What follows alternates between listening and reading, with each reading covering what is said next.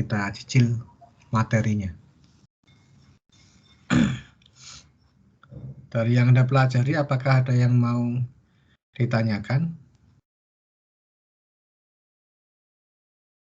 Kalau ada, silahkan kita diskusikan pagi ini. Kalau tidak ada yang bertanya, kita lanjut materinya di hukum kedua termodinamika.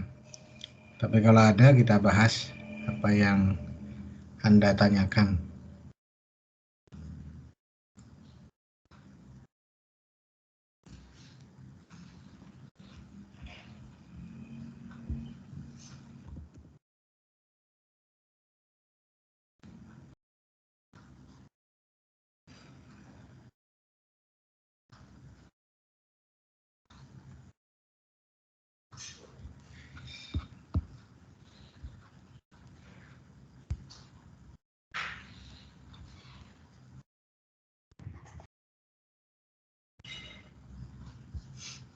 Misi, Pak. Ada yang bertanya? Iya, Pak, saya, Pak. Siapa nama? Ari, Pak. Ari, silakan Ari.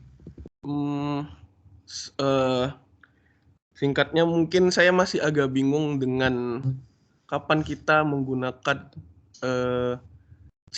CP konstan dan kapan kalau yang dari contoh tugas bab 5 kemarin ada yang sempat Bapak sebut pakai CP rata-rata itu bagaimana, Pak? Ya, baik. Jadi menggunakan spesifik heat constant itu tentu hasilnya kurang teliti dibandingkan kalau kita menggunakan spesifik heat yang tidak konstan ya. Karena seperti persamaan asalnya CP dan CV itu kan CP adalah dou H dou T, atau kalau fungsi satu-satunya adalah pengaruh temperatur saja yang menjadi dH dt, itu CP. Untuk CV-nya du dt. Jadi dari asal definisinya CP dan CV itu fungsi dari temperatur. CP, CV, fungsi temperatur itu nilai-nilainya itu menjadi angka-angka yang ada di tabel itu diantaranya. Sehingga menggunakan spesifik heat yang konstan itu ada satu sisi yang dikorbankan, yaitu ketelitian. Namun ada kalanya perbedaannya tidak besar, akan tetapi perbedaan kesederhanaan perhitungannya lebih baik gitu. Sehingga ada kalanya dianggap konstan. Secara umum memang CP, CV konstan yang paling baik digunakan itu yang mewakili suatu aliran, ya, suatu fluida. Jadi misal suatu fluida temperaturnya naik dari 10 sampai 20 derajat Celcius. Dia mengalami temperatur 10, ujungnya mengalami temperatur 20 derajat Celcius. Kalau untuk spesifik heat yang tidak konstan, maka perubahan temperatur itu masuk dalam integrasi fungsi CP atau CV itu yang menghasilkan delta U atau delta H. Jadi CP-CV-nya itu fungsinya ada parameter T, entah dalam bentuk pangkat, kali, dan seterusnya. Diintegrasikan bisa menjadi delta U, delta H. Sehingga kalau tidak konstan, maka pengaruh temperatur tadi masuk dalam perhitungan. Manakala konstan, maka fungsi temperaturnya diabaikan dan dia diambil pada satu temperatur saja. Nah, yang dianggap mewakili biasanya yang rata-rata, ya, dianggap mewakili karena rata-rata itu dekat ke temperatur terendah juga relatif dekat ke temperatur tertinggi. Dibandingkan kalau pada temperatur terendah agak jauh dari temperatur tertinggi dan sebaliknya. Sehingga yang paling baik ya memang yang dekat kepada semua temperatur, yakni di posisi rata-rata. Nah, pada PR yang pernah kita bahas itu, untuk CO2 permasalahannya, dia tidak pernah mengalami temperatur 400. Sehingga justru kalau diambil pada temperatur 400 Kelvin, dia jauh dari manapun. Jauh dari temperatur awal, juga relatif jauh dari temperatur akhir.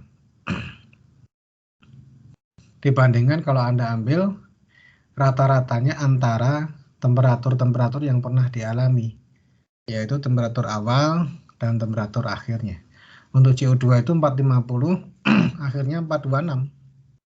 Jadi tentu ya paling baik rata-rata antara 450 dengan 426 itu yang jaraknya relatif dekat ke semua temperatur yang dialami CO2. Kalau Anda ambil 400 kan jauh dari 450, jaraknya 50 Kelvin. Gitu. Jadi idealnya kalau dalam praktek itu dilakukan iterasi. Jadi Anda boleh menggunakan temperatur awal ya. Setelah dapat temperatur yang dicari yaitu 426, Anda hitung lagi CP atau CV rata-rata untuk masing-masing zat. Jadi untuk CO2 ya antara 426 sampai 450. Untuk O2 dari 350 sampai 426. Anda punya dua nilai CV yang baru berbasis hasil temperatur akhir yang Anda hitung sebelumnya. Dengan 2 CV tadi Anda hitung lagi, itu namanya iterasi, pengulangan.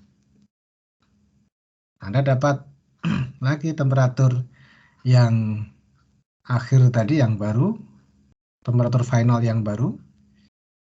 Anda lihat apakah nilainya berubah banyak dibandingkan perhitungan sebelumnya. Kalau bedanya dibanding sebelumnya itu di bawah 2% misalkan, itu udah kecil perbedaannya. Anda boleh berhenti gitu. Untuk perhitungan manual ya. 2% itu kan 0,02. Kalau Anda simulasi pakai ANSYS Fluent misalkan, itu minimal perbedaannya itu 0,001. 1 kali 10 pangkat minus 3. Pada iterasi persamaan energi atau persamaan momentum dan lain-lain. Jadi idealnya begitu, Anda ulang, lalu dapat T final yang baru, bandingkan dengan T final yang sebelumnya. Kalau perbedaannya sudah kecil, Anda berhenti. Itu kalau Anda menghitungnya pakai Excel, mudah. Kalau manual ya memang menghitungnya jadi agak lama ya. Kalau Anda menghitungnya di Excel, taruh di Excel, Anda ubah angkanya, itu segera dapat hasil lagi gitu. Jadi Anda bisa menggunakan Excel untuk itu supaya proses iterasinya cepat. Begitu Ari, Wenas, apakah paham? Baik Pak, terima kasih Pak. Ya. Lalu nanti di ujian juga akan ada soal yang sifatnya transien ya. Artinya DEDT-nya tidak sama dengan 0 yang di ruas kiri itu.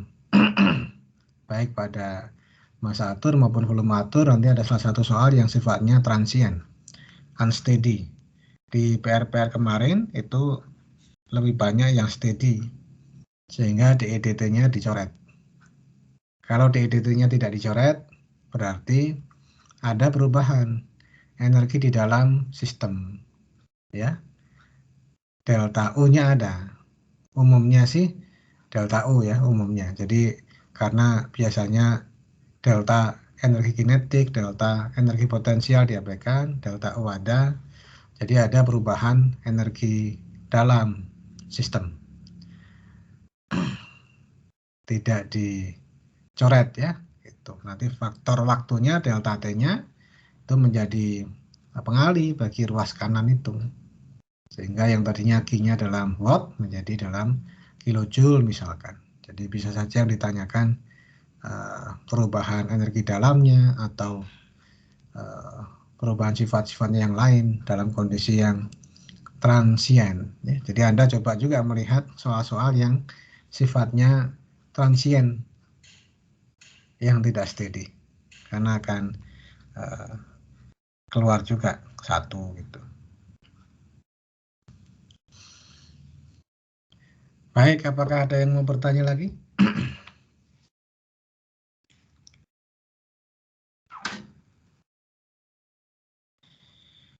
Kalau tidak, sambil kita lanjutkan materinya ya. Nanti kalau Anda masih punya pertanyaan, bisa disampaikan.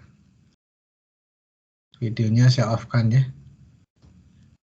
supaya tidak berat. Kalau dari Anda ada yang punya kendala jaringan internet nggak? Karena ada berita kabelnya IndiHome kan, konon ada gangguan di suatu tempat gitu, sehingga beberapa wilayah di Indonesia mengalami gangguan jaringan. Di Makassar kemarin Pak ada gangguan juga. Sekarang sudah lancar? Alhamdulillah Pak, mudah-mudahan. Oke. Ini. Kalau nanti ujiannya IC, jadi Anda kerjakan nanti diunggah begitu. Ya mudah-mudahan tidak memerlukan bandwidth terlalu besar ya, karena tidak harus on cam juga. Farul Fuadi ada yang mau disampaikan? Itu on mic. Iya, mau tanya Pak, mengenai uji tulis tangan gitu ya Pak, baru kita scan atau ketik di itu Pak, gimana ya Pak? Ditulis tangan. Jadi tulis Anda tangan nanti di-upload dalam bentuk PDF gitu ya Pak? Iya begitu. Anda tulis Oke, siap. tangan, lalu difoto gitu. Kan ada aplikasi cam scanner itu atau yang lain juga banyak. Ya, oke, siap. Ya, diunggah dalam bentuk PDF. Karena kan Anda harus menggambar sistem, lalu diagram PV, TV. Jadi memang perlu menggunakan tangan ya. Nggak bisa dengan Excel, kan Anda harus gambar diagram, gambar sistem, dan seterusnya.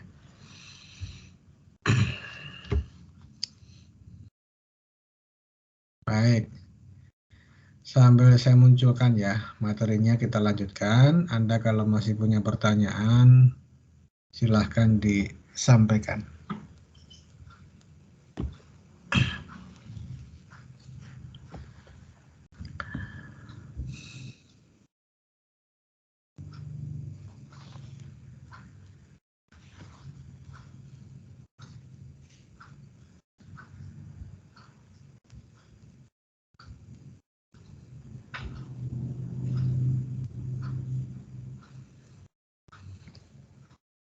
Slide-nya sudah muncul kah?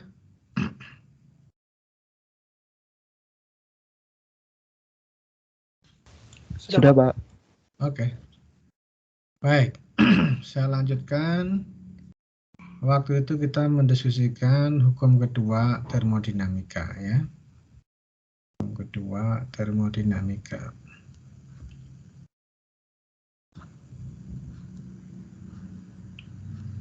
Contoh-contoh irreversibilitas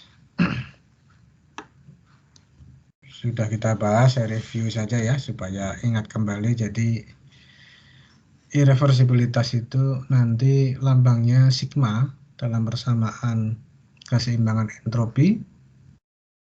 Itu merupakan satu kriteria suatu proses bisa terjadi atau tidak.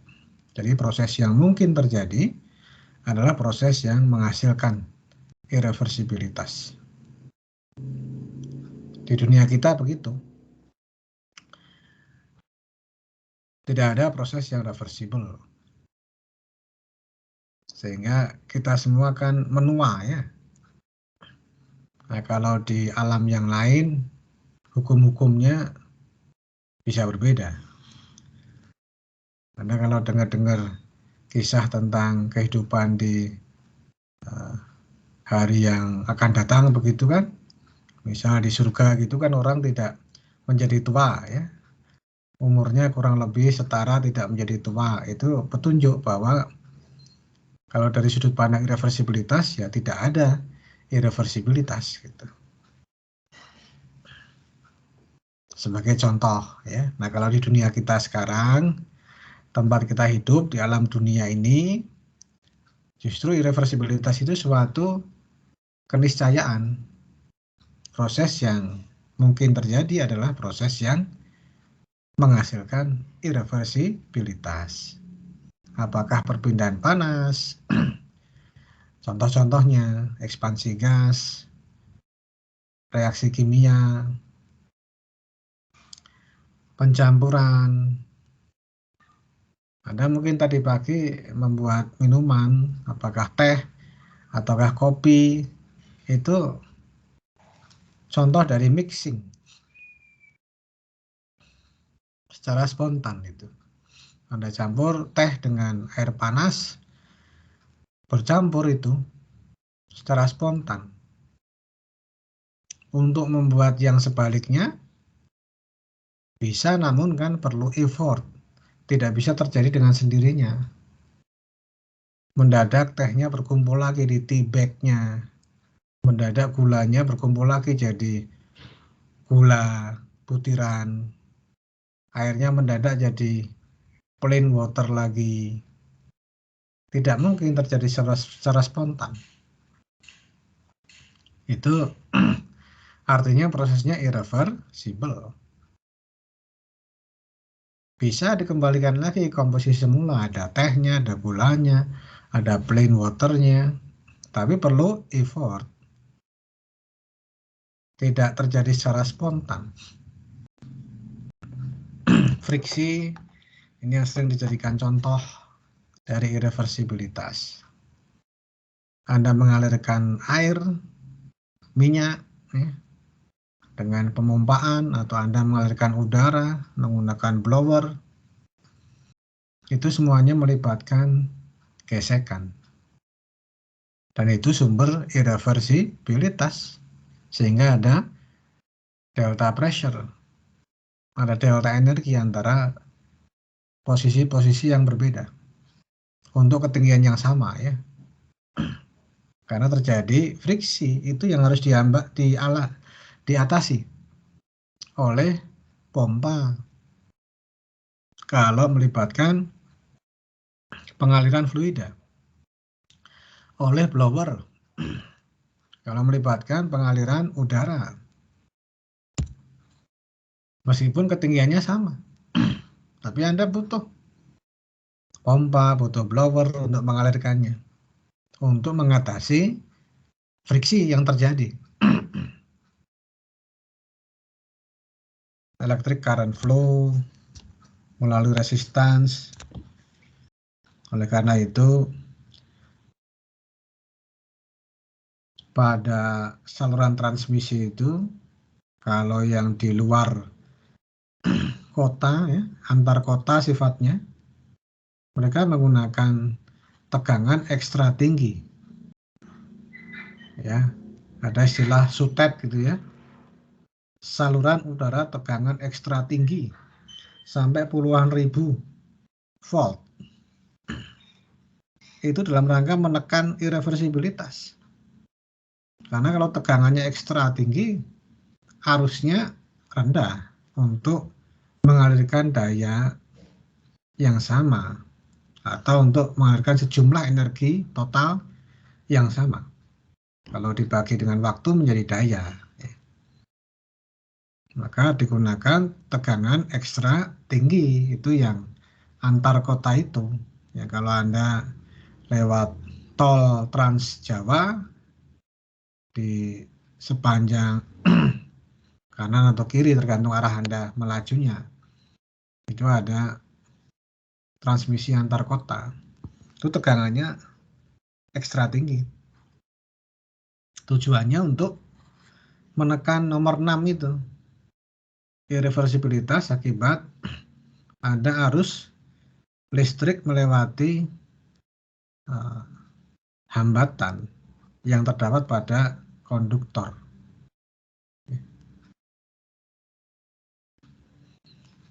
Maka sekarang orang juga sedang bicara tentang high voltage DC, HVDC. Karena high voltage DC ini irreversibilitasnya lebih rendah dibandingkan high voltage AC. Jadi kata teman-teman di elektro, AC itu menimbulkan induksi juga pada permukaan kabel.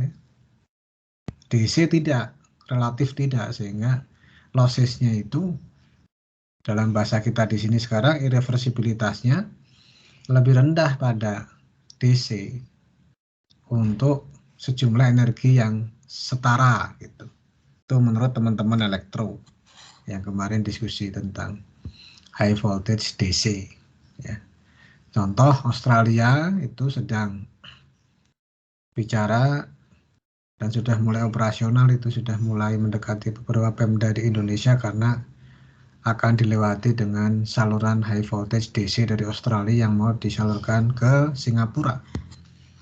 Mereka sudah punya rencana lama tuh, dulu waktu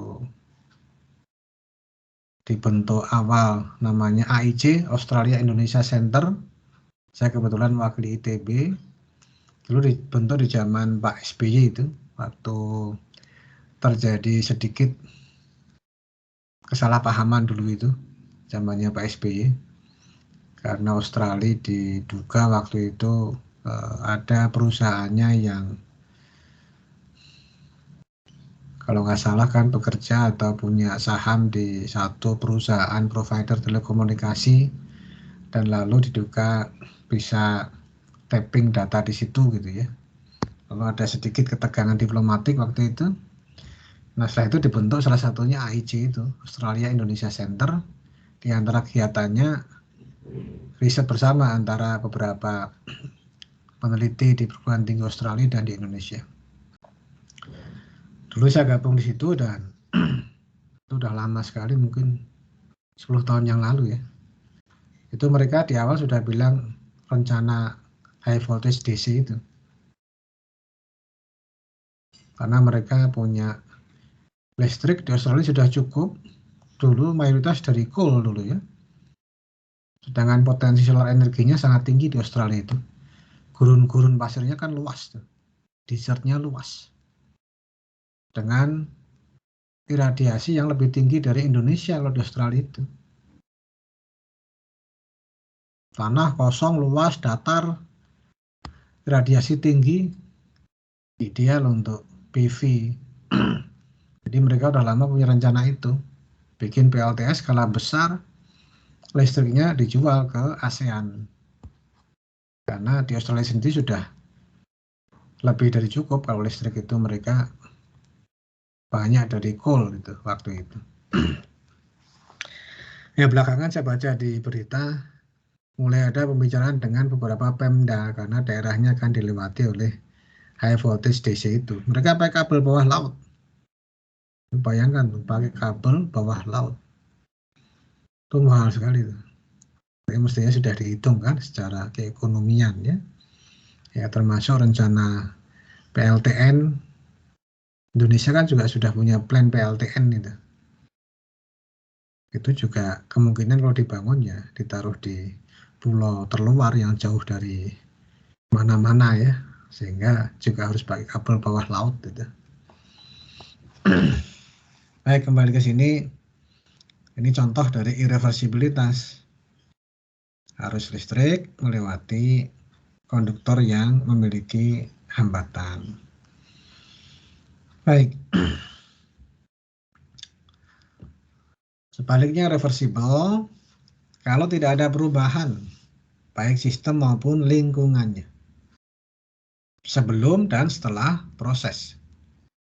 Sistem dan lingkungannya tingkat keadaannya tidak mengalami perubahan.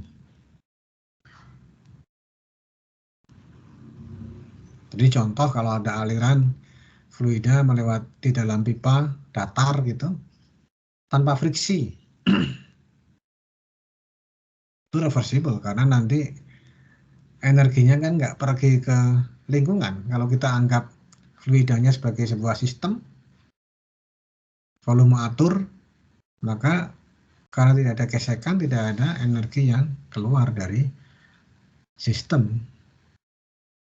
Kalau tidak ada yang keluar, berarti tetap kan energinya yang dibawa oleh fluida tersebut dengan kecepatan yang sama, misalkan penampang yang sama, ketinggian yang sama gitu, tanpa friksi. Itu contoh dari reversible. Jadi karena tidak ada energi yang keluar ke lingkungan, ya, sistem dan lingkungannya tetap sebelum dan setelah proses.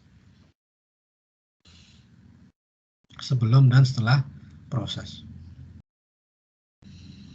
Ini yang menginspirasi beberapa orang yang berkali-kali banyak itu menggagas perpetual engine. Jadi selalu ada orang punya gagasan akan membuat mekanisme yang terus-menerus bergerak tanpa ada suplai energi lagi dari luar. Sekali digerakkan, dia terus bergerak dan bahkan menghasilkan listrik. Itu Anda cari di YouTube banyak sekali itu. Banyak sekali. Ya. Ada mekanisme yang dibuat entah dengan magnet, entah dengan yang lain, diklaim dia terus-menerus berputar dan putarannya itu digunakan untuk menggerakkan generator listrik sehingga bisa menghasilkan listrik terus-menerus. Diklaimnya selamanya tanpa ada masukan energi dari luar.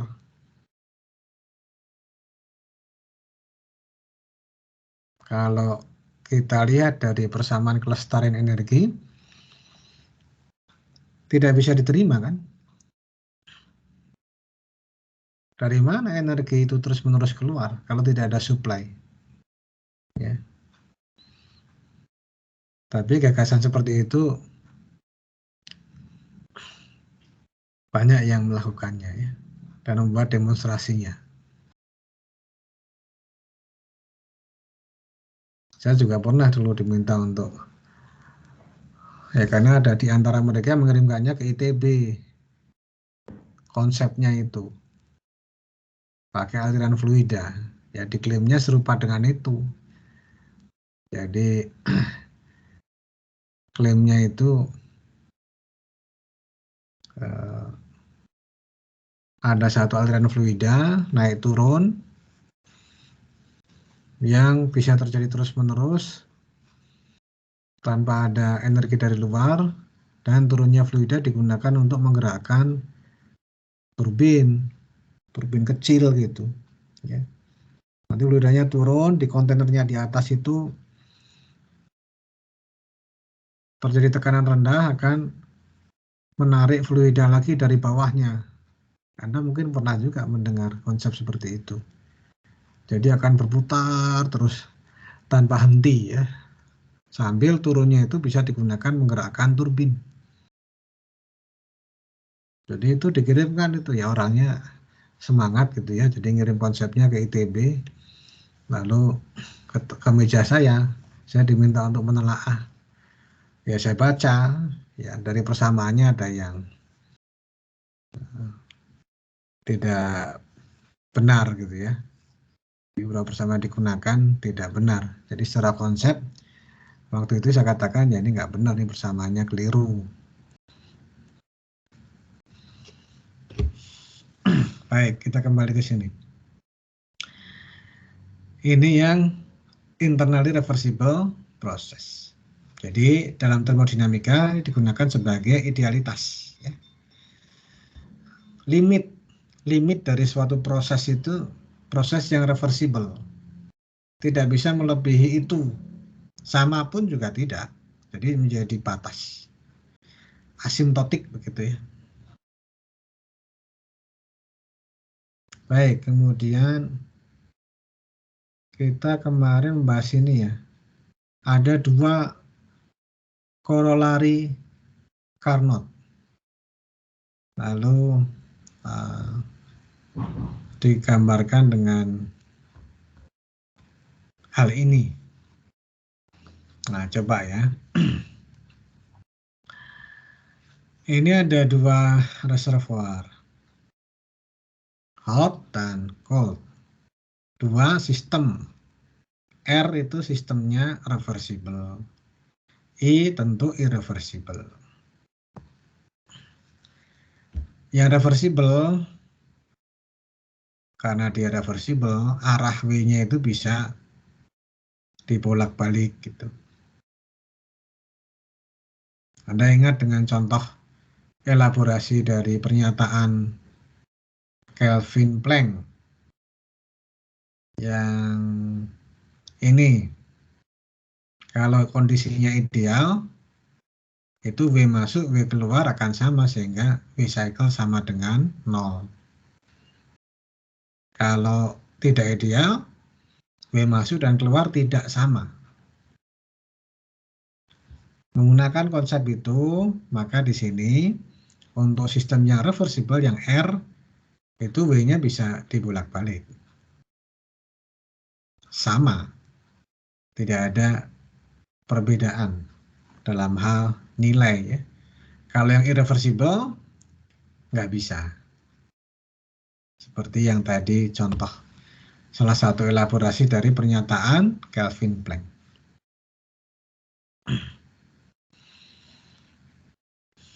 Baik, jadi untuk yang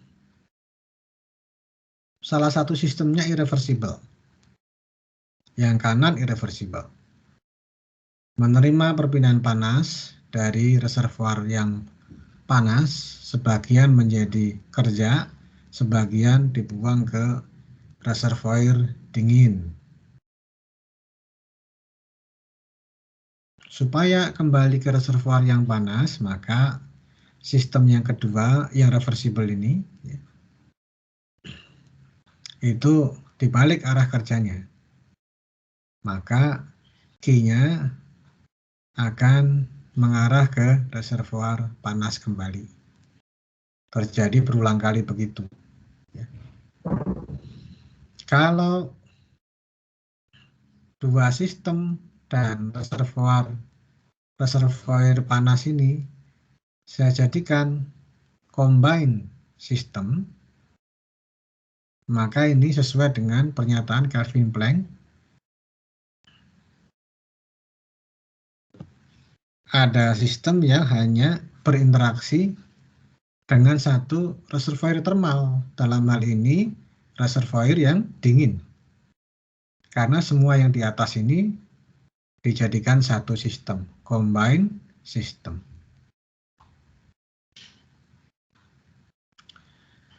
Sehingga harus memenuhi konsekuensi dari pernyataan Kelvin Planck itu. Kalau ada sistem berinteraksi hanya dengan satu reservoir termal, boleh.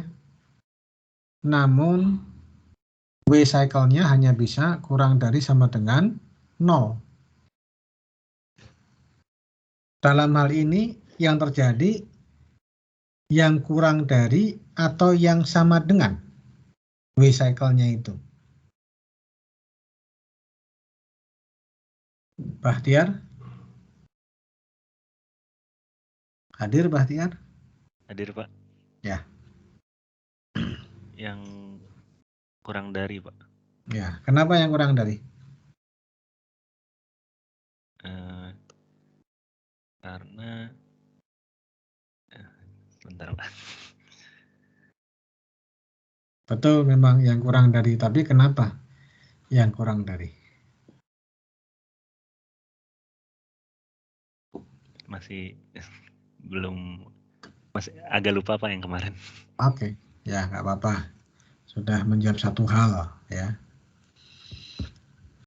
Yang kurang dari, coba teman-teman yang lain ada jawaban?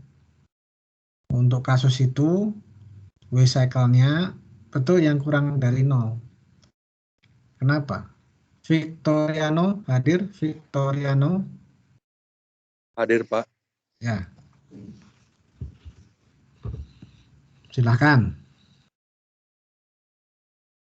Jonathan. Kenapa dipilih yang kurang dari?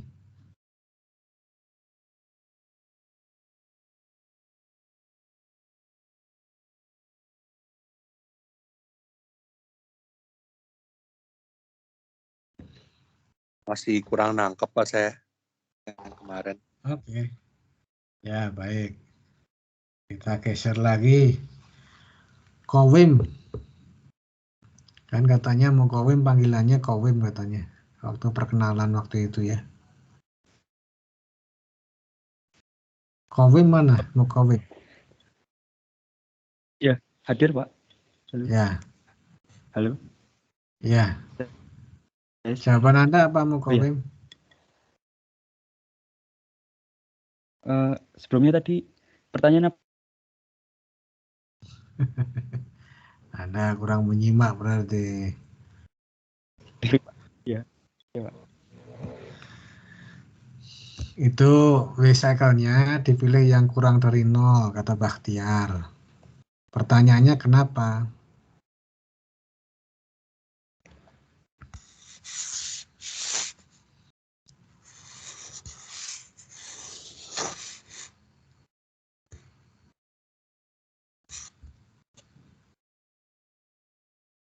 Halo, Kowim?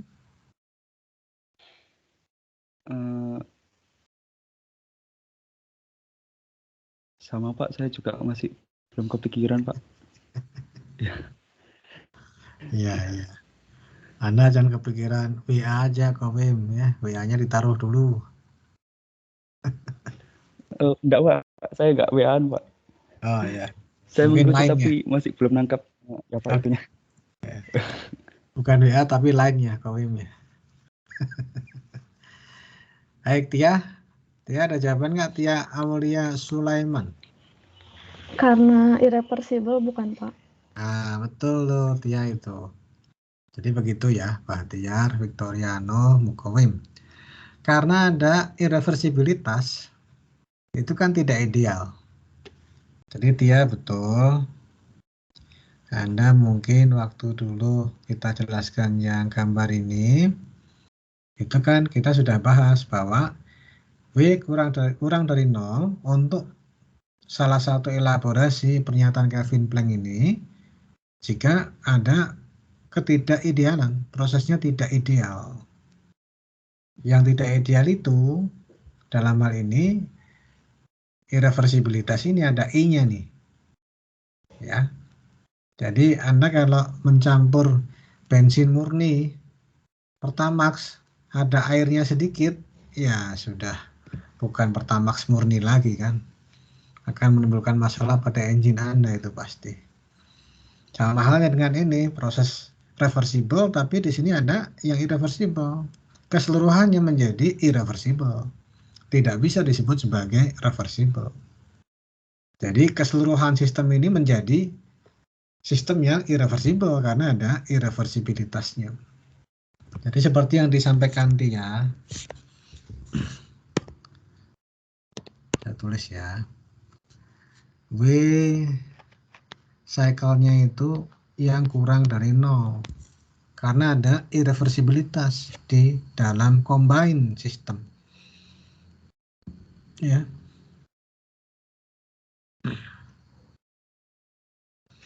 W cycle-nya untuk combine system kan ada dua. Ada WI ini yang keluar, ada WR ini yang masuk.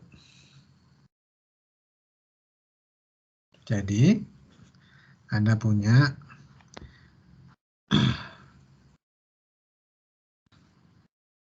WI, WR-nya masuk kurang dari 0.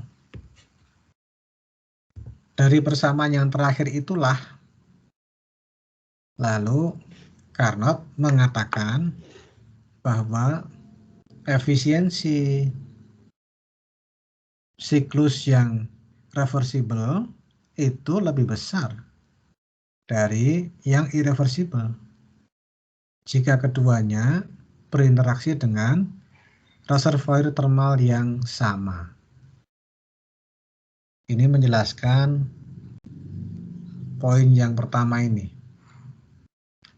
Efisiensi thermal dari siklus irreversible selalu kurang dari efisiensi thermal siklus reversible jika keduanya bekerja di antara dua reservoir thermal yang sama. Penjelasannya ini.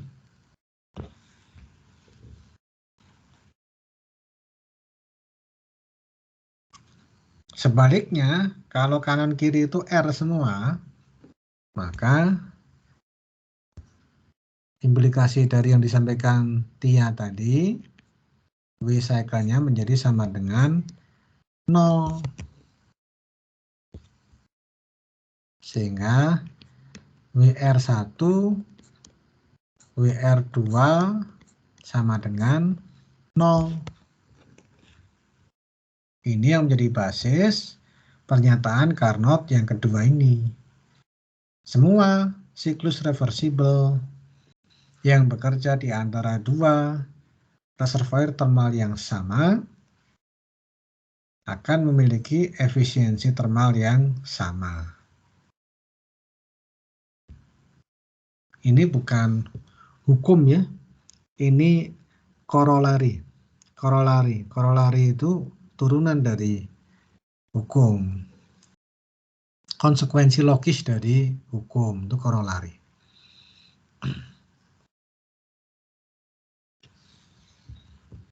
Ada pertanyaan sampai di sini? Tentang korolari Carnot ini? Konsekuensi logis dari hukum kedua termodinamika.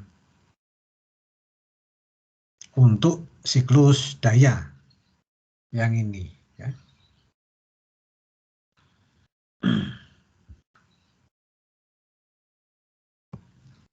Kalau untuk siklus refrigerasi dan pompa kalor, itu nanti juga serupa bahwa siklus refrigerasi yang reversible ya kinerjanya lebih baik dari siklus refrigerasi yang irreversible. Siklus pompa kalor yang reversible kinerjanya lebih baik dari siklus pompa kalor yang irreversible. Ya, itu bisa diterapkan pernyataan Carnot ini baik pada siklus daya maupun pada siklus refrigerasi dan pompa kalor. Konsekuensi logis dari hukum kedua termodinamika. Kalau ada yang bertanya, silahkan langsung saja ya, tidak usah menunggu diberi kesempatan. Kita sekarang ke skala temperatur Kelvin. Ya.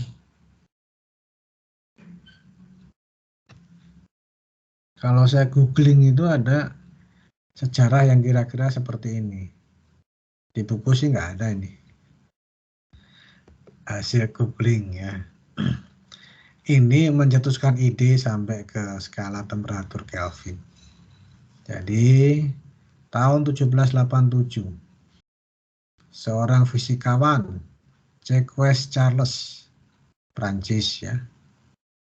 Prancis sekarang sedang tegang dengan Australia dan Amerika ya. Ada yang tahu kenapa? Kapal selam, Pak. Ya, kenapa kapal selamnya? Kontrak Prancis dibatalin, Pak, sama Australia, Pak. Nah, kenapa dibatalin sama Australia?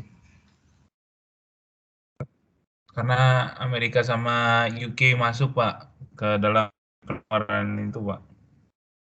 Jadi mereka kontrak Alasan, kerja sama Australia, UK sama Amerika ya, itu pindah haluan Pak Prancis. Pak oke. Australinya. Mereka pindah haluan, alasan teknisnya apa? Alasan non teknisnya kita nggak bahas ya. Kita kan tahu kuliah ini saintifik, jadi yang kita lihat alasan teknisnya. Kenapa, Fahrul? Alasan teknisnya apa Australia pindah ke lain hati itu? Saya belum baca sampai sana sih Pak. Baru tahu secara politiknya sampai diplomatnya ditarik Pak. Iya, itu marah betulan berarti kan, karena Iya melibatkan betul Pak. jumlah Iya. uang yang sangat besar. Baik, ada yang tahu alasan teknikalnya kenapa kok Australia pindah ke Amerika?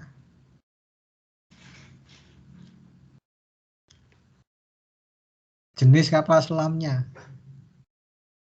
yang dibuat Prancis itu kapal selam pakai diesel. Yang dibuat Amerika kapal selam tenaga nuklir.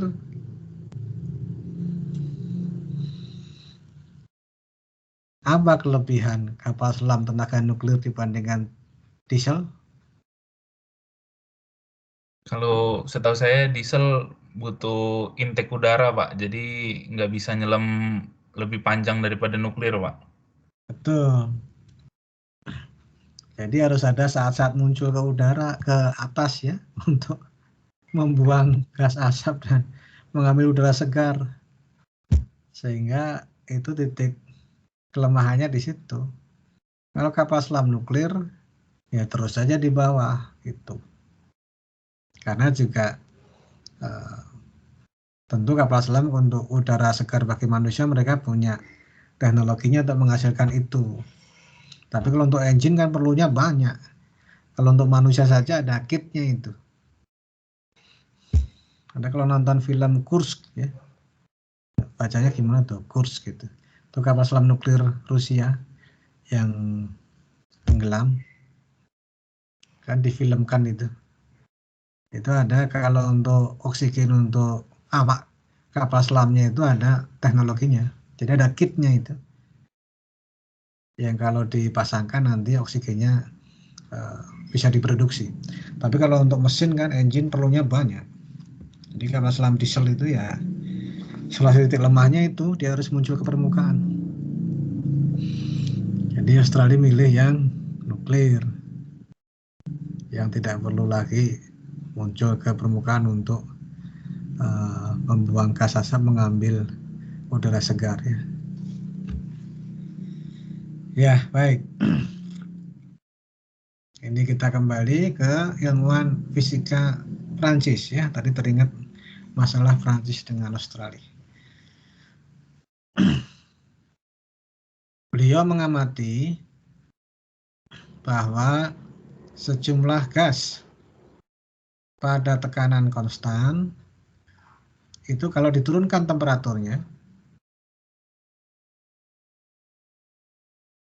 dari 0 diturunkannya minus 1, minus 2, minus 3 dan seterusnya, volumenya terus berkurang. Ya wajar ya, kan kita juga Anda paham persamaan gas ideal kan, PV sama dengan RT gitu kan. Jadi kalau T-nya terus diturunkan pada P konstan dari persamaan PV sama dengan RT itu Anda tahu V-nya ya turun karena persamaannya PV sama dengan RT kalau untuk gas ideal. Kalau T-nya turun, V-nya turun. Nah, ini Pak Jacques Charles mengamati itu. Tahun 1746 beliau hidupnya sampai 1823. Di kita 1825 itu perang Diponegoro di kita. Jadi kalau T-nya turun terus, itu volumenya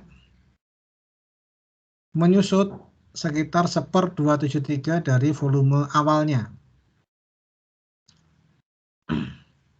Lalu beliau mikir, nah nanti kalau turun sampai 273 bagaimana? Apakah volumenya hilang menjadi 0? Itu pemikiran beliau. Itu tahun 1787. Tahun 1848, William Thomson, leader namanya Lord Kelvin, bangsawan Inggris ya, menyampaikan bahwa bukan volumenya yang hilang, namun molecular translational energy-nya yang akan menjadi nol. Jadi pada minus 273 itu molekul itu diam, tidak bergetar. Di atas itu atom-atom itu bergetar. Ada gerakan translasi. Sehingga pada minus 273 disarankan oleh Lord Kelvin pada 1848, jadi kira-kira ya kurang dari 100 tahun ya, ini 1787, ini 1848 ya kira-kira 60-70 tahun ya jaraknya. Minus 273 itu Celsius disarankan oleh Lord Kelvin sebagai lowest possible temperature untuk semua zat. Tidak memandang zat apapun. Pada minus 273 tidak ada energi molekuler yang bisa dideteksi dengan sensor temperatur karena berhenti bergetar.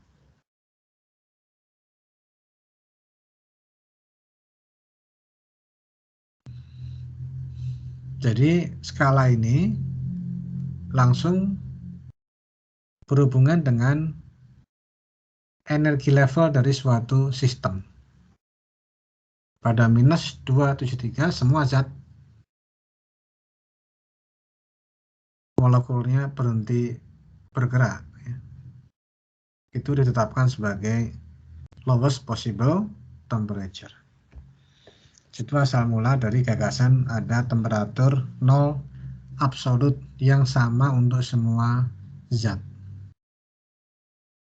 Karena atom-atomnya berhenti bergerak, molekulnya juga berhenti bergerak, tidak ada energi yang bisa dideteksi yang menyebabkan bahan termometrik menunjukkan temperatur tertentu.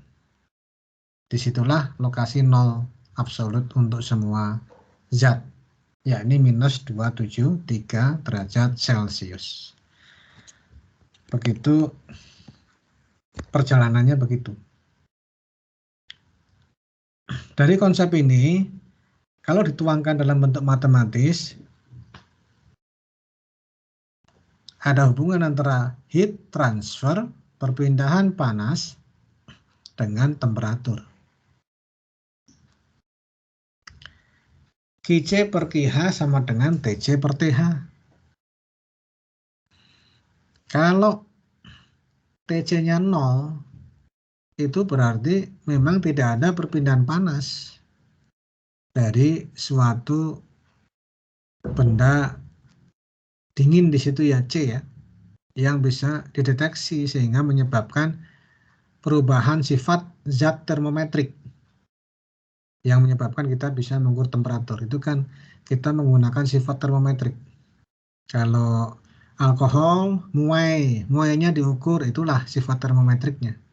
Kalau bimetal, 2 logam disatukan dengan nilai muai yang berbeda, maka plat logamnya akan melengkung. Itu sifat termometrik.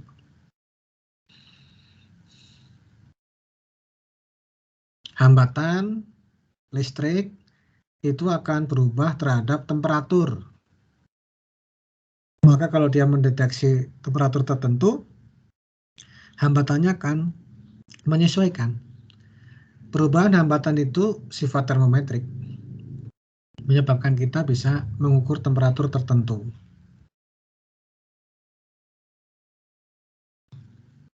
Kalau Anda punya gas di dalam suatu wadah, temperaturnya berubah, naik, muai, membesar ukurannya. Itu juga sifat termometrik. Jadi sifat termometrik itu sifat zat yang bisa kita kaitkan dengan perubahan temperatur. Sifat termometrik. Pada kondisi 0 Kelvin tidak ada yang bisa dideteksi karena tidak ada perpindahan panasnya. Jadi lalu orang merumuskan bahwa antara rasio Q ini sebanding dengan rasio T. Dari yang diungkapkan oleh Jacques Charles di 1787 dan disambung dengan Lord Kelvin tahun 1848. Lalu muncul bentuk seperti ini. Jadi pada 0 Kelvin kalau TC-nya 0, itu QC-nya juga 0. Idenya begitu. Ya.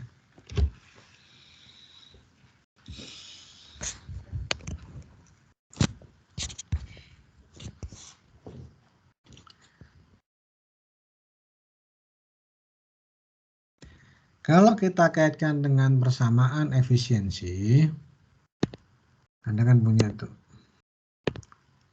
efisiensi sama dengan W cycle per Q in ya, Q in-nya Q hot misalkan. Ini menjadi 1 minus QC per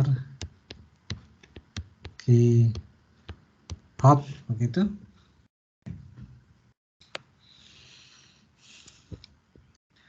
Pada kondisi yang ideal, yang reversible, berlaku hubungan yang ini nih.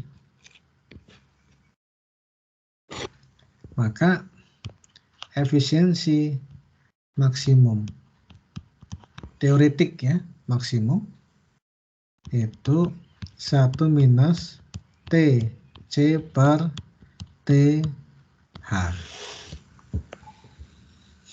Ini adalah efisiensi siklus daya reversible.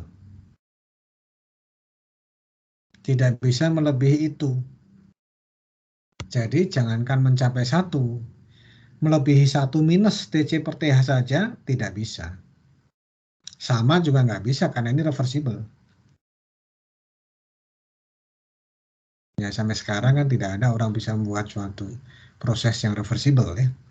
Sampai sekarang. Jadi ini batas. Ini di bawah 1 ya. Tergantung kepada TC-TH-nya. Bisa 60%. Jadi tidak bisa melebihi 60%. Suatu engine yang bekerja pada TC dan TH tertentu sehingga persamaan 1 minus TC per TH adalah 60%, maka engine itu tidak pernah bisa melewati 60%. Mendekati bisa. Semakin dekat, semakin besar effortnya untuk menaikkan lagi. Jadi ini limit ya, batas. Dari hukum kedua. Hukum pertama tidak bisa memunculkan persamaan ini. Ini muncul dari hukum kedua termodinamika. Bahwa batas atas kinerja siklus daya itu 1 minus TC per TH. Batas atas kinerja siklus refrigerasi TC per TH minus TC. Batas atas kinerja siklus pompa kalor itu TH per TH minus TC. Ini adalah kinerja maksimum teoretik dari siklus daya, refrigerasi, pompa kalor yang dihasilkan dari hukum kedua termodinamika.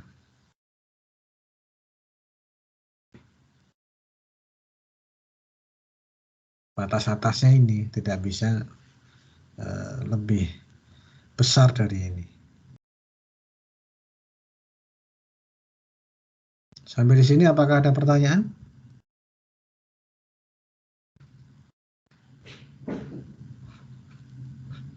Saya mau tanya Pak. Ya silakan. Jadi tadi yang waktu Bapak menjelaskan soal temperatur Kelvin itu artinya bahwa TC itu nggak mungkin pernah menyentuh 0 gitu ya Pak maksudnya? TC terendahnya 0. Dari rasio Q sama dengan rasio T itu, kalau TC 0 itu terjadi pada saat Q-nya juga 0. Kenapa Q-nya 0?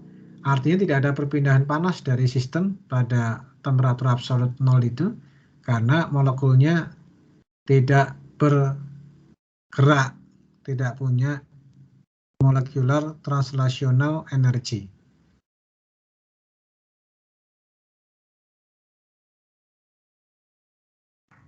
Pak mau tanya Pak. Ya. Jadi Silakan. kalau kita, ini untuk aplikasi ya Pak, kalau kita punya sebuah sistem dari persamaan efisiensi, ini mana yang lebih baik Pak? Kita mengejar suhu yang hasilnya lebih dingin atau pembakaran yang kita naikkan semaksimum mungkin Pak? Untuk naikin efisiensinya Pak. Jadi concernnya lebih ke sistem pendingin atau pembakarannya yang kita maksimumkan Pak? Ya. Itu dua-duanya pada aplikasi itu dilakukan.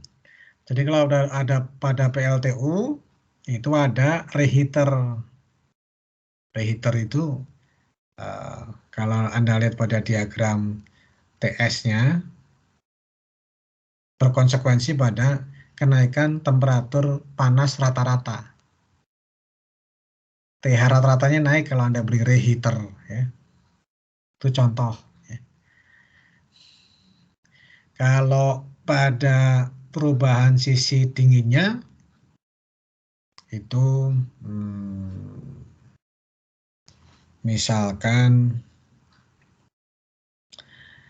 pada PLTU itu sisi bawahnya ya diinginkan tekanannya serendah mungkin supaya temperaturnya juga rendah ya, tapi ada batasannya, yaitu temperatur lingkungan.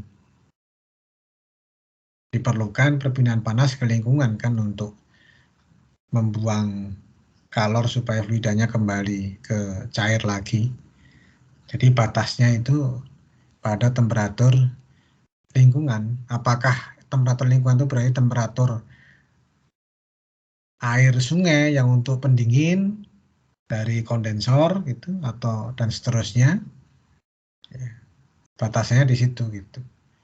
Kalau itu kita turunkan lagi kan nggak mungkin. Karena kita membuangannya kan ke lingkungan, sedangkan lingkungan kondisinya sudah given ya.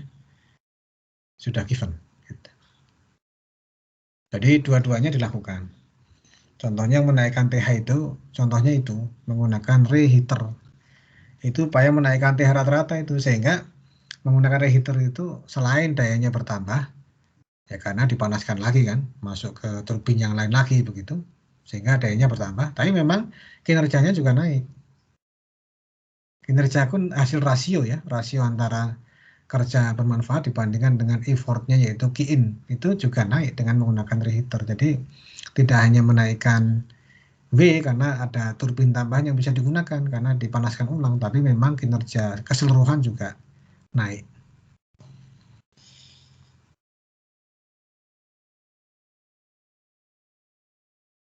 Ya, tapi menaikkan begini kan juga tentu ada batasnya. Ada batasnya untuk menaikkan temperatur itu. Saya pernah baca satu paper udah lama sekali. Ada peneliti di Jepang itu yang ingin menghasilkan temperatur yang sangat tinggi pada internal combustion engine, sehingga dia pakai material keramik untuk silinder dan pistonnya. Jadi dia ingin menaikkan temperatur setinggi-tingginya supaya efisiensi termalnya naik. Tapi dia lalu menjumpai bahwa pada temperatur yang sangat tinggi itu terjadi disosiasi pada molekul-molekul, sehingga pembakaran jadi terganggu. Itu yang saya baca dari paper yang pernah saya dulu waktu masih bisa membaca dengan leluasa ya. Kalau sekarang agak sulit saya membaca dengan leluasa itu, karena tugas-tugas banyak.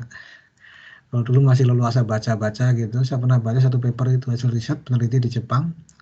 Seperti itu, dia ingin mengajar temperatur sangat tinggi pada mesin pembakaran dalam, sehingga dia pakai keramik pada eksperimennya, tapi dia melihat menjumpai terjadi fenomena disosiasi molekuler, sehingga pembakarannya justru terganggu. Jadi tadinya naik, suatu titik itu turun setelah dia cek karena terjadi disosiasi pada molekul-molekulnya sehingga mengganggu pembakaran. Jadi ada aspek-aspek seperti itu tuh, Fahrul tuh, untuk menaikkan temperatur panas itu.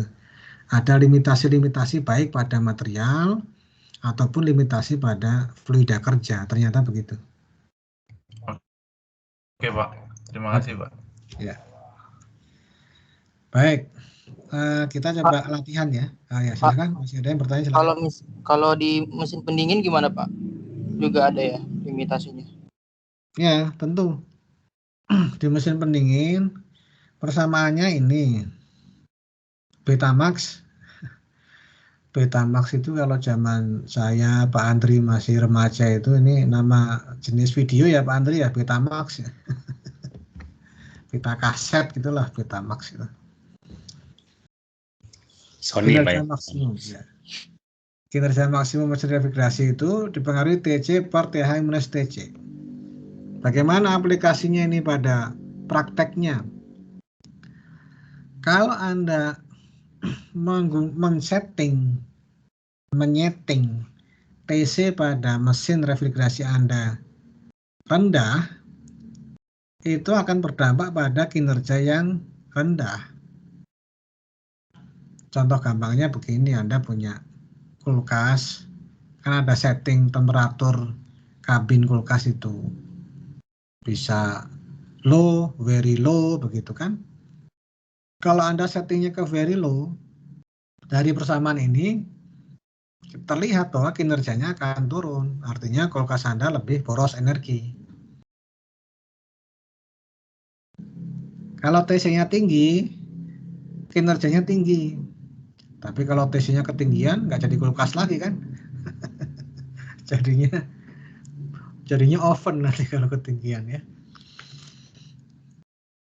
Nah, ada orang-orang yang melakukan penelitian supaya pada suatu aplikasi itu mesin pendinginnya TC-nya jangan terlalu rendah, tapi bisa menghasilkan output yang diinginkan supaya kinerjanya tinggi. Misalkan begini. Misalkan pada sistem pendingin, misal untuk ikan ya, untuk ikan, mendinginkan ikan. Mendinginkan ikan pada nelayan itu pilihannya umumnya kan menggunakan es balok. Orang bilang es batu karena esnya kayak batu gitu ya. Bentuknya bisa flake, bisa serpih-serpihan, bisa cube kecil-kecil. Bisa juga es balok lalu dihancurkan oleh nelayan gitu. Itu satu pilihan. Pilihan lain adalah, ya termasuk beberapa mahasiswa yang dulu saya bimbing, itu membuat satu bahan berubah fasa, dicampur-campur ya, dicari, dikarakterisasi, diuji, supaya dia bekunya nggak harus di 0, bekunya di 5 derajat atau di 4 derajat. Karena ikan itu di 5 itu masih bagus. Tidak harus 0 untuk mendinginkan ikan itu. 5-4 itu masih bagus. Temperatur pendinginannya ya. Kalau mesin pendinginnya menghasilkan es balok, tentu sisi evaporatornya itu harus bekerja rendah.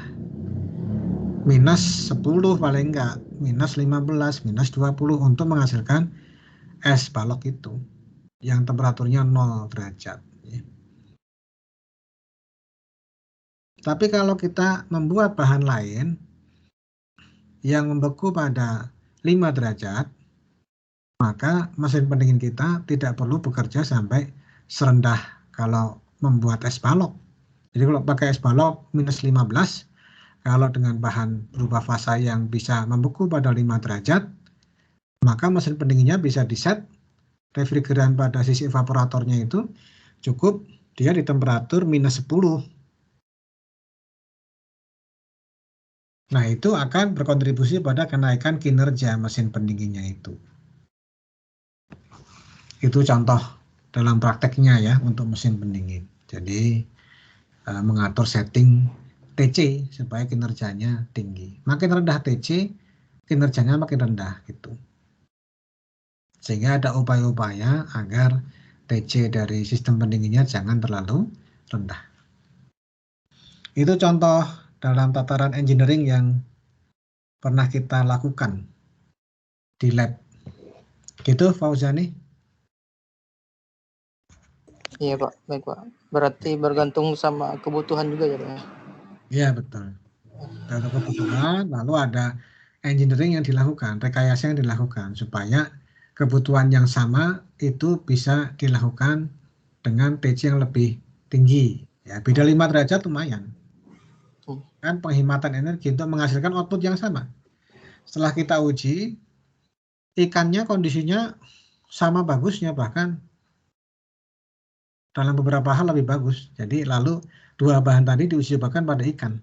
Jadi bahan yang membeku di nol, yaitu air ya, yang sampai di nol gitu, es batu dan es balok tadi, lalu bahan lain, bahan berupa fasa, dalam hal itu yang digunakan waktu itu CaCl2, H2O.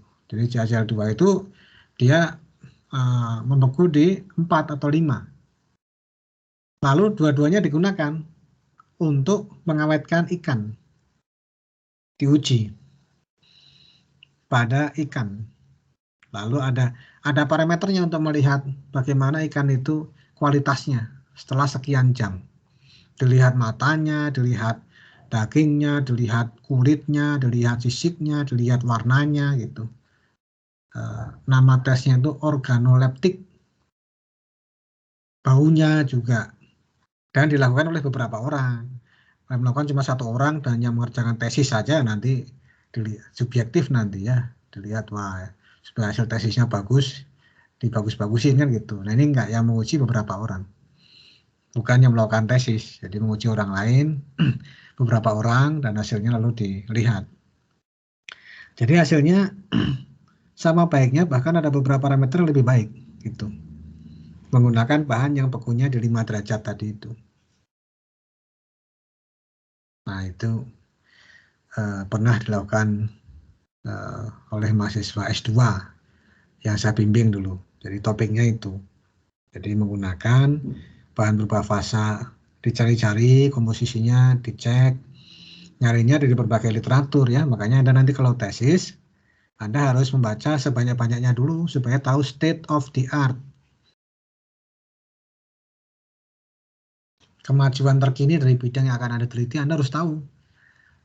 Agar tidak perlu mengulangi dari dasar dan bisa belajar dari apa yang dilakukan oleh orang lain. Dibaca dulu yang banyak. Nah setelah itu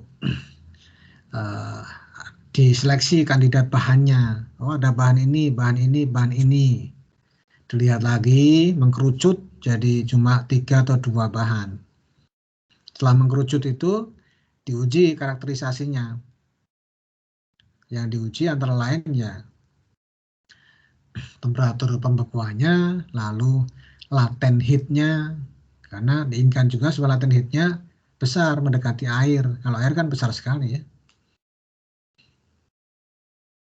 Latent heat-nya, lalu temperatur bekunya, temperatur cairnya, itu dikarakterisasi menggunakan DSC.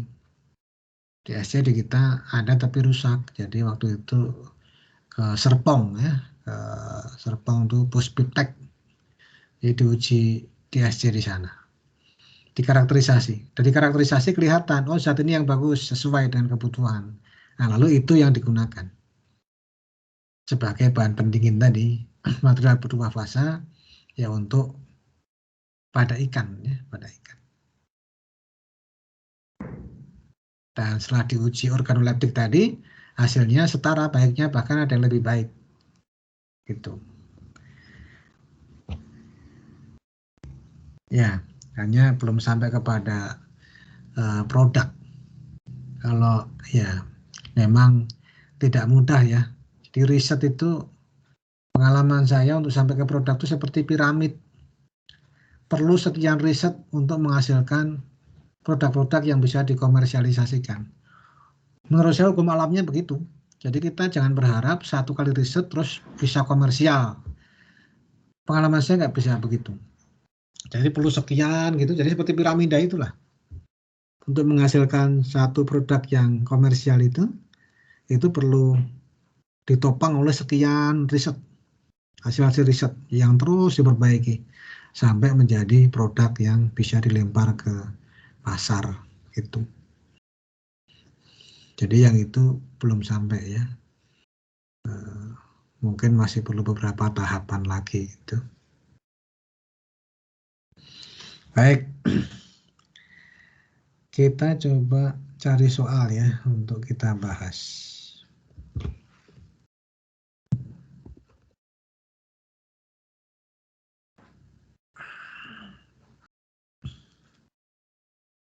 Tentang hukum kedua termodinamika.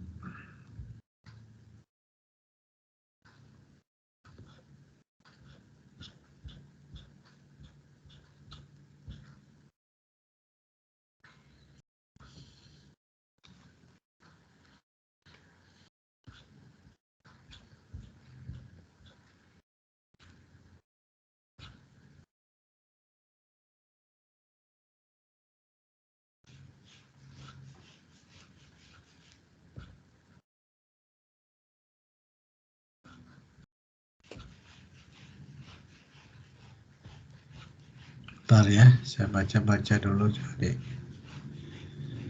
soal yang sederhana saja ya.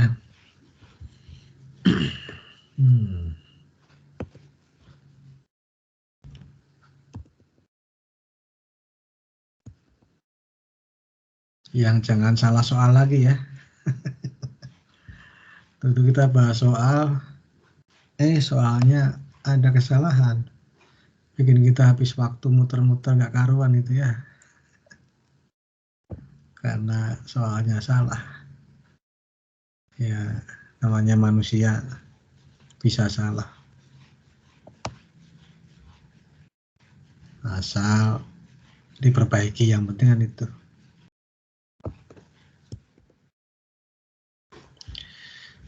Baik, saya pindah dulu ke Excel, supaya mudah dikerjakan ya.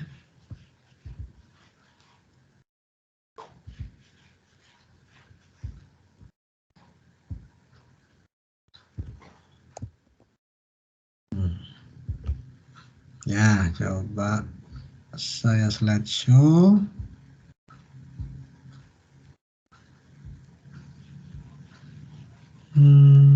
Excel nih. Ya.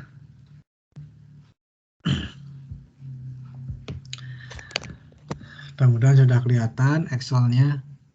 Power cycle menerima QH dari TH 1200 Kelvin dan membuang QC ke 400 Kelvin.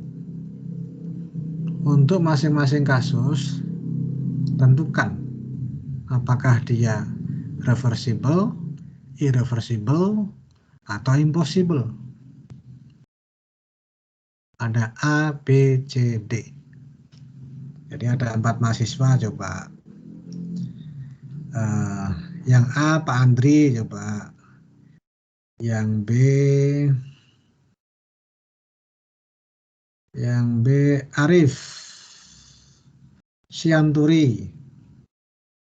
Yang C Jihan. Yang D Muhammad Imam Arif. Coba dipikirkan dulu. Yang A Pak Andri, yang B Arif Tua Sianturi, C Jihan, D Muhammad Imam Arif. Ya silahkan. Yang lainnya juga berpikir. Ini kan latihan buat bersama-sama.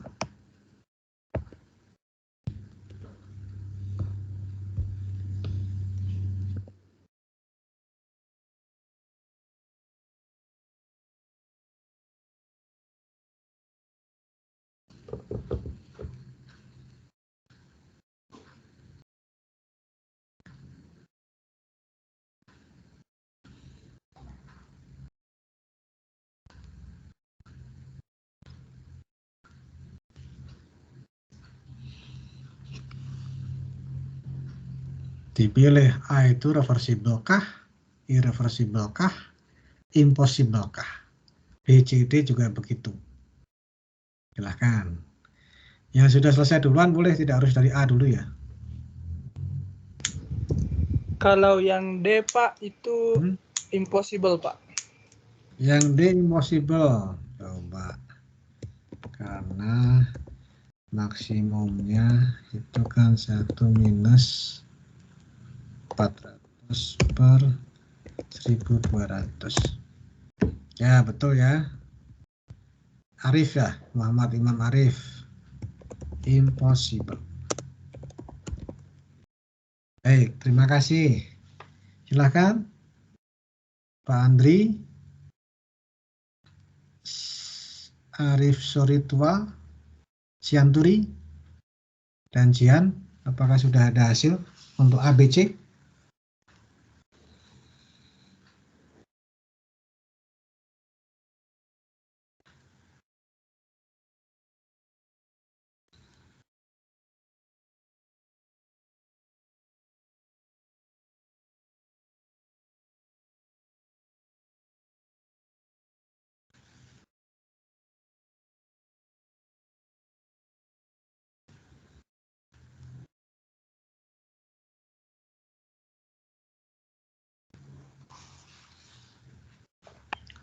Yang A irreversible, Pak. Yang A irreversible. Coba kita cek. Nah, itu efisiensinya. 1 minus 400 dibagi 1200. 0,67 ya. Per 900 ya Pak Andri ya? Hah? 0,5. Ya, betul.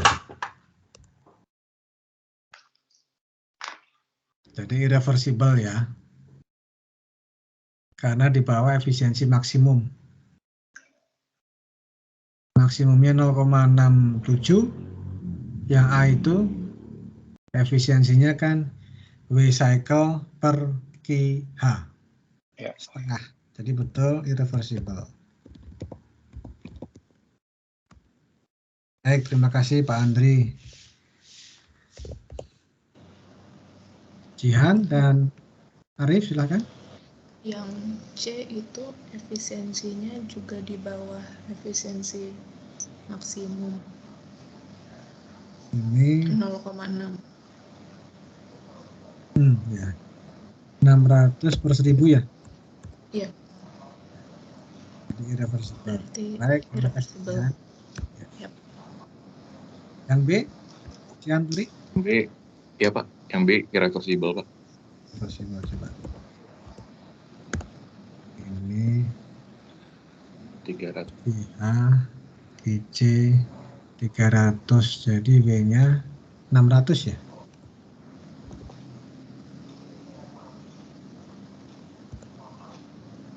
Oh, sama tuh, Sianturi. Kalau sama artinya apa? Sama berarti reversible. Ya, betul. Nah, ini. Nah, kalau latihan gini kan jadi paham kita. Bagian mana kita sudah tahu, bagian mana kita belum tahu. Ada pertanyaan? Kalau enggak, kita lanjut lagi, cari lagi soal yang berbeda ya. Itu sudah jenis yang itu.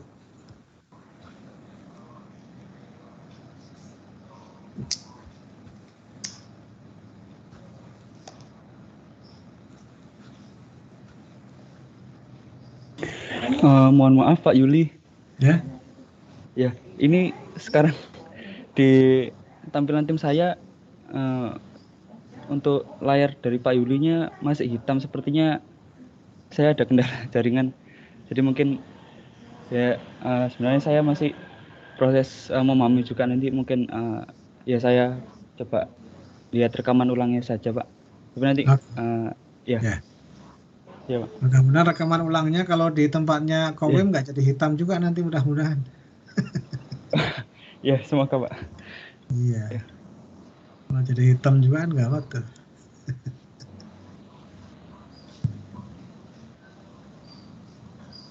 Ya, Kowem berkata begitu artinya Pak Yuli saya jangan ditanya dulu gitu. Karena layar saya hitam gitu. Iya, Pak. Ya, terima kasih, Pak. Oke.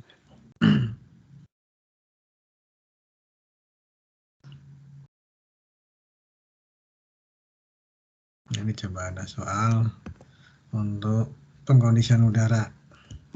Tadi kan power cycle ya.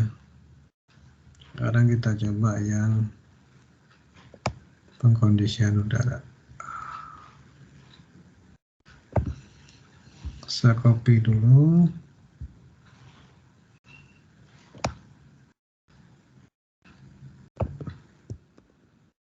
Lalu pindahkan ke Excel yang tadi. Nah, sheet-nya sheet yang kedua. Nah, ini. Saya bacakan deh untuk muka WIM, jadi bisa ditulis di kertas. Sehingga tetap bisa ditanya ya, ke WIM. Iya, Pak. Baik, Pak. Sebuah AC bekerja secara tunap. Menjaga sebuah ruangan pada 20 derajat Celcius. Pada saat temperatur di luar 35 derajat Celcius. Jakarta lah ini kira-kira. Tapi 20 terlalu rendah juga ya. Mestinya nanti kedinginan nggak nyaman. 24 sudah oke saya kira. Tapi nggak apa-apa soalnya 20 biarkan saja. Energi dibuang, dipindahkan dengan cara perpindahan panas dari ruangan dengan laju 3 kW. Sementara daya yang diperlukan oleh AC adalah 1 kW. AC-nya ini AC unit 1 kW itu dayanya. Tentu COP AC. B. Daya input yang dibutuhkan oleh siklus refrigerasi reversible yang menghasilkan efek pendinginan yang sama. Efek pendinginan yang sama. Berarti efek pendinginan sama maksudnya yang menjaga ruangan 20 derajat, di luar 35, lalu lajunya 3 kW, pendinginannya. While operating yang bekerja ya tadi sama ya 20 35 derajat. Tapi ini reversible yang B. Jadi kalau siklusnya reversible, daya inputnya berapa gitu. Jadi kalau kita tulis coba Mukawim, bisa nggak Mukawim? TC-nya 20, Kawim. pH-nya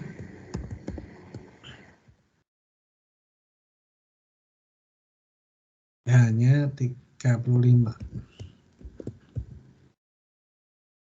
Lalu Ki-in-nya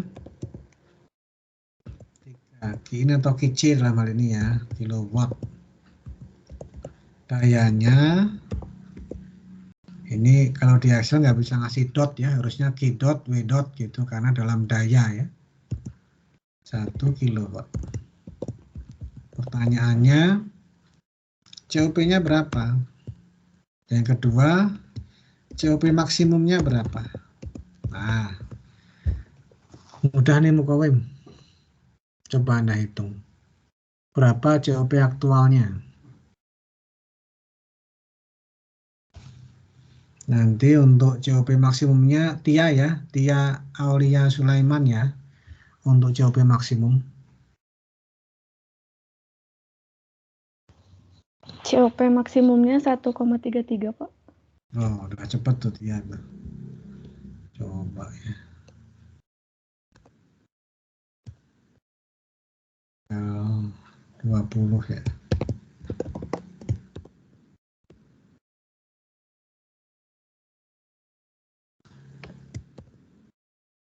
Sebenarnya kalau pengurangan nggak usah tambah 2 jadi 3 ya.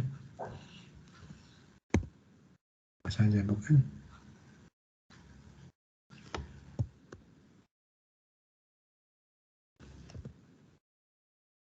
Tadi Tia berapa jawabannya?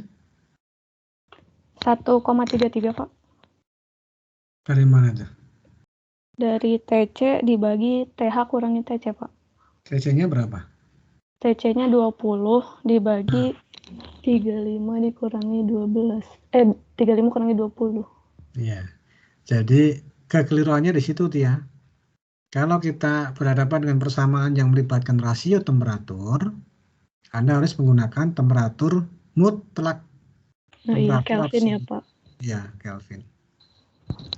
Itu berlaku umum ya di termodinamika. Kalau Anda menghadapi satu persamaan yang melibatkan rasio temperatur bagi temperatur, Anda harus menggunakan temperatur mutlak.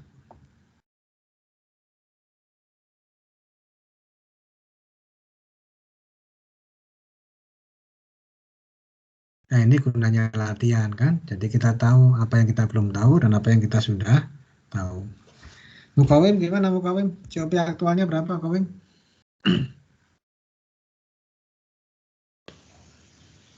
Iya Pak, masih untuk persamaannya bedanya maksimal dengan aktual itu apa Pak ya? Apa Aktual kan kalau maksimal kan TC yang per TH kan sebenarnya. TC. Aktual itu yang sebenarnya terjadi. Kalau maksimum yang namanya juga maksimum ya, teoretik.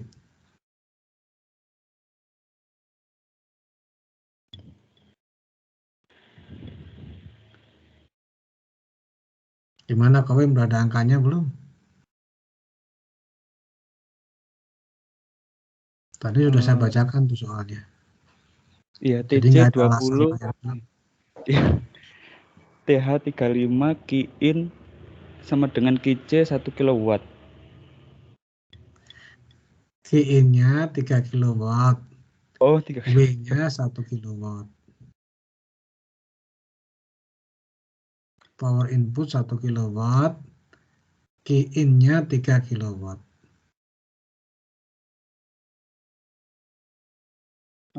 Sepertiga bukan Pak? Iya. Ya.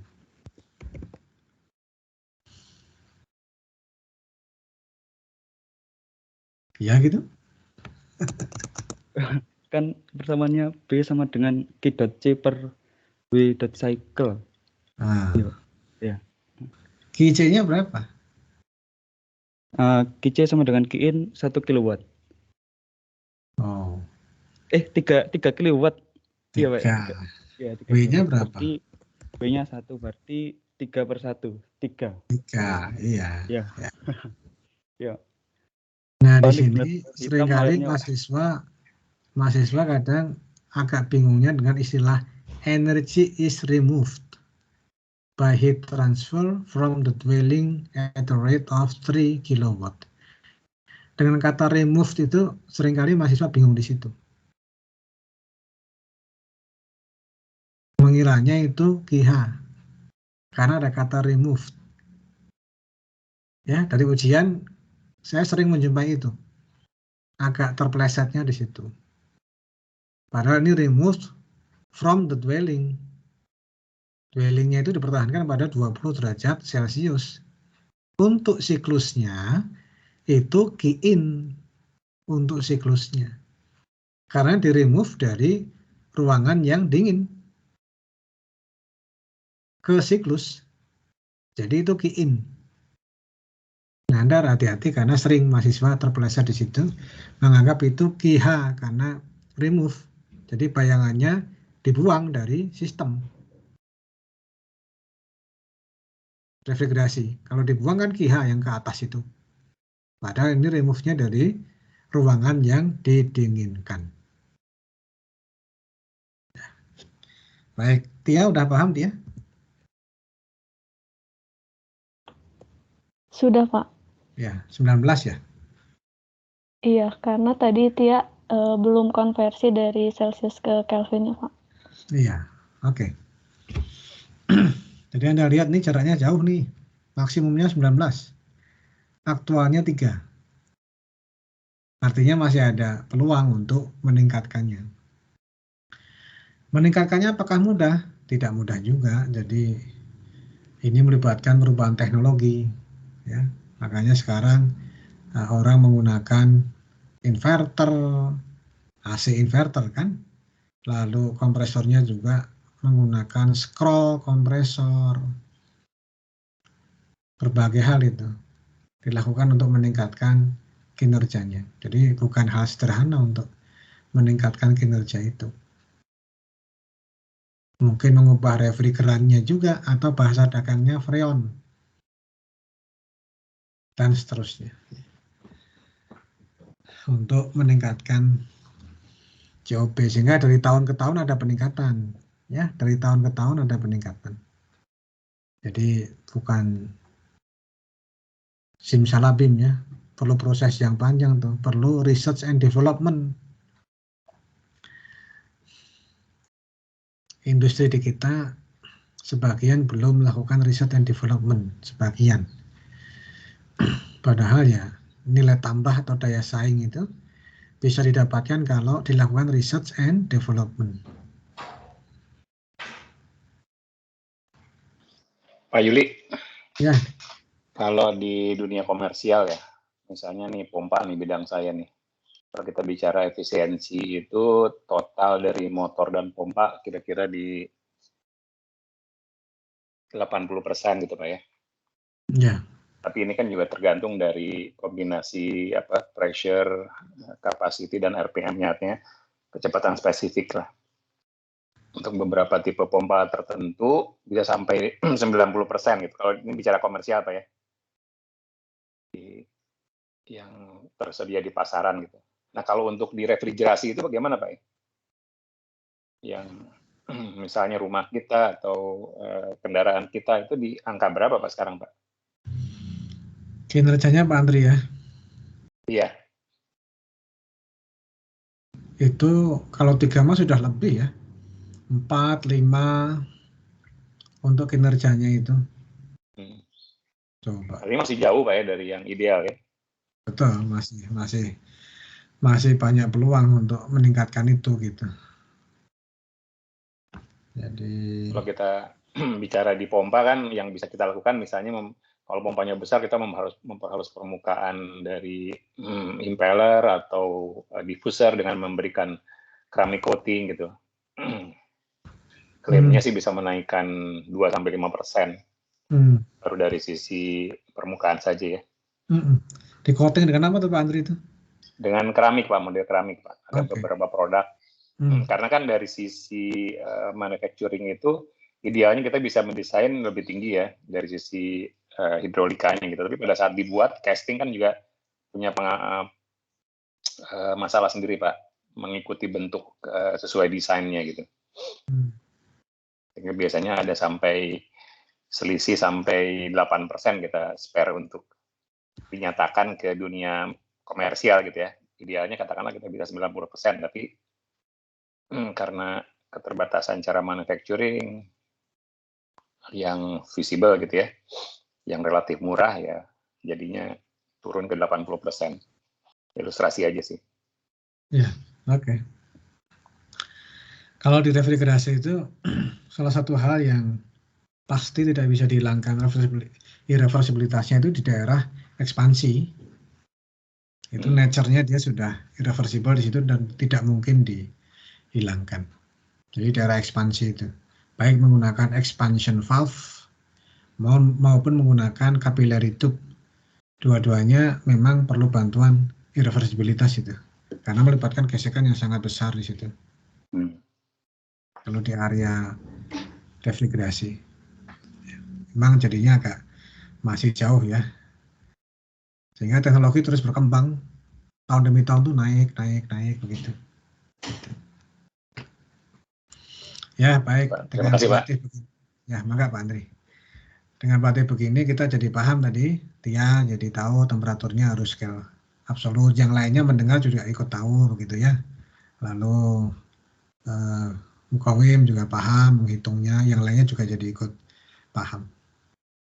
Baik, saya kira dengan demikian materi untuk hukum kedua termodinamika sudah selesai. Kemudian persiapan untuk ujian hari Kamis pagi 7.30 ya. Iya 7.30 sampai jam 9. 1,5 jam ya. Soal materinya sampai volume atur. Jadi ada persamaan energi untuk massa atur, persamaan energi untuk volume atur. Gitu. Bab 5 Pak ya? Ya, volume atur. Saya stop recordingnya.